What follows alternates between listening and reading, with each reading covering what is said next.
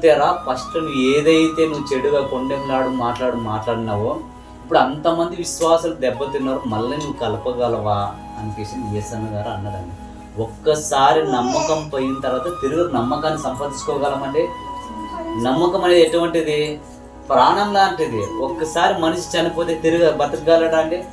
ఆ నమ్మకం కూడా అంతేదండి. ఒక్కసారి మన పైన కానీ మన పక్కింటి వారి పైన కానీ నమ్మకం పోయేదంటే తిరిగి నమ్మకాన్ని సంపాదించుకోవడం చాలా కష్టం అన్నమాట.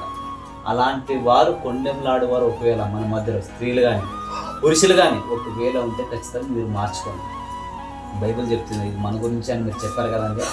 ఖచ్చితంగా ఇది మన గురించే మనం చెప్తుంది అనుకుంటే మీరు ఒకవేళ స్టాడీలు చెప్పేవాళ్ళు ఉంటే ఖచ్చితంగా మీరు మార్చుకోండి. ఇతరుల గురించి చెప్పాల్సిన అవసరం లేదు. ఇలాంటి వారిగా మీరు ఉండొద్దండి దయచేసి, ముఖ్యంగా. కాబట్టి మీరు అర్థం చేసుకోండి. కొండెంలాడువారంటే ఎలాంటి వారమ్మా చెప్పాలి. ఇప్పుడు స్టాడీలు చెప్పేవారంట.